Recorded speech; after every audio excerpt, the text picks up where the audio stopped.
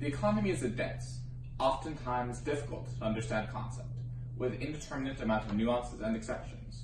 However, there is one person many people have held responsible for the state of the economy: the President. America's current President, Donald J. Trump, has been credited by some for the resurgence of the economy. Indeed, the economy is doing remarkably well as of late. Record-breaking numbers in both the GDP and stock market seem to indicate a success on the side of Trump. However, others said they simply inherited a good economy from the Obama administration, and that his policies have little to no effect. Others still argue that the president has little to no power over the economy, and that it is merely market forces that dictate economic health. This is not the first time the issue has been addressed either. During every presidency, the power of the president over the economy has always been debated, whether positively, negatively, or neither. Today we will take a look into the issue and see how much power the president really has. Ever since President Trump took office in 2016, economic growth has accelerated greatly. While some are saying that the growing economy is a continuation of Obama's economy, Trump's strategy of cutting taxes, deregulating, and rolling back Obama-era policies is what really is helping the economy grow even more. The growth rate of GDP was decelerating in Obama's last year, going from 2.3% in quarter 2 to 1.9% in quarter 3, and 1.8% in quarter 4 of 2016. Under Trump, GDP growth has averaged about 2.9%. Last quarter, it was 4.2%, and for the first time in 12 years, it was higher than the unemployment rate, which is 3.9%.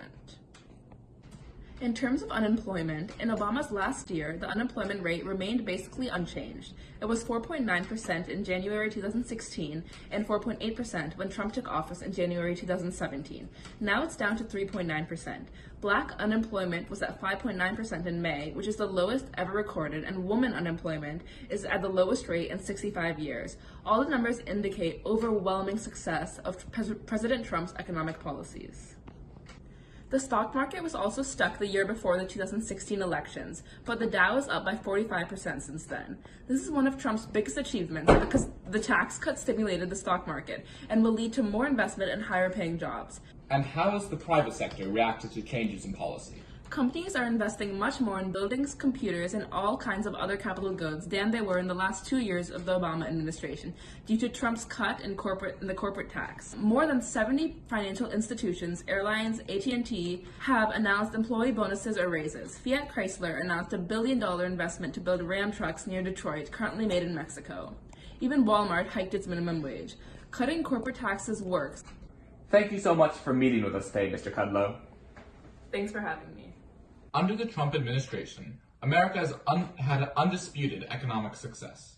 However, according to your website, liberalnewsmedia.com, you've stated that it is not Trump to be accountable for this economic growth. Why is that? In terms of the business cycle, when a president takes office at the bottom of a recession and with unemployment at a high rate, they can achieve a lot of growth just from the natural healing of the economy. When they take office at the top, there's nowhere to go but down. Shortly after Trump took office, the unemployment rate was at 4.7%, and currently it is at 3.9%, the lowest it has been in a decade. Trump took credit for this decline, but it's just a natural part of the business cycle since in October of 2009, the unemployment rate peaked at 10%, and the only way to restore equilibrium is for the rate to decline. In terms of wages, real median wages for all workers have been steadily rising since 2014. In the last quarter of 2017, they plunged below their rate when Trump took office, but have since recovered to about the same level, which supports my claim about the natural flow of the business cycle. However, what about past presidents? Are they to be accountable for their own economic successes and failures? Well, historically, economic growth has been due to other factors that the presidents had no influence in. In 1948, only 33% of American women between 25 and 54 worked or actively sought out work. By the time George W. Bush took office in January of 2001, that had risen to about 77%. That means that throughout the second half of the 20th century, the economy had a huge tailwind, as millions of women joined the workforce. Another example would be the baby boom generation that entered the labor force from the 1960s to the 1980s and are now retiring. Now there's a large millennial generation coming into the workforce too. As you can see, a big part of economic growth that might take place during a given presidency is determined by forces not under any politician's control. The Federal Reserve raises and lowers interest rates in an effort to prevent recessions and maintain low inflation. The President appoints its 7-member Board of Governors, but the Fed system is designed to maintain independence from the administration once the appointments are made.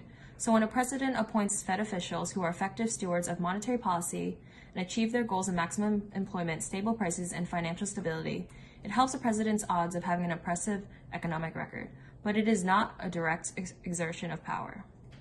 Thanks so much for meeting with me today, Emily. Today we have with us Roberta Schamberg and the Pooch. Roberta Schamberg, what is your opinion on the current state of the economy? The economy has a natural business cycle. The economy naturally goes into times of expansion and times of recession.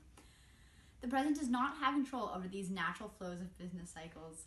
However, the president can sometimes help to manage the degree at which the economy expands or contracts using reforms. In President Trump's case, he has used tactics such as cutting taxes and derailing that we usually see during times of recession in order to try to boost the economy. Indeed, history and economics tells us that a recession is inevitable, but that the higher the bubble, the greater the fall afterwards. Although no one can say for sure when it will happen or how exactly it will behave, it will happen. While at the moment, Trump's policies have grown our economy significantly, there'll be corresponding consequences to fall. We've never before seen what happens when these economic strategies are put in place during expansion. Thank you so much for meeting with us today, Roberta. The pleasure's all mine, homeboy. Today, we've heard many competing positions. Some, such as the President's economic advisor, argues that the President is a herald of change and glory for the economy. However, others, such as Emily, from liberal news media, argues he has no real impact over the economy. However, the reality of the situation is a combination of both of them. Yes, the economy is in a natural expansion cycle. However, as we have learned from our expert, Roberta Schamberg, Trump is helping augment the economy. His economic policies, his budget cuts, etc., have helped push the bubble up to new heights. However, as bright as this current moment is, we should all fear the dark, dark recession that may come afterwards. Signing off, 60 Minutes.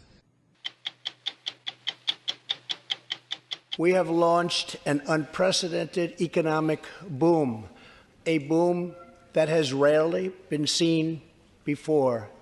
There's been nothing like it.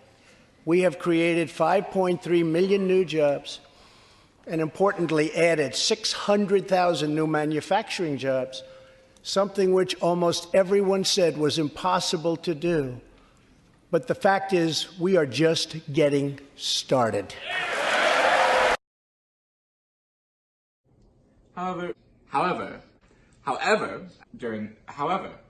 Later on, we are to fear that. However, the reality of the situation is something. Stop! Why are you laughing so hard? However, I just can't say however anymore. Okay, no, I can do this. Okay, ready? However. Why do you gotta say that? Okay. Both of these people. Stop! See, that's fine. However, god damn it! Stop saying that! Fuck. I caught that on camera.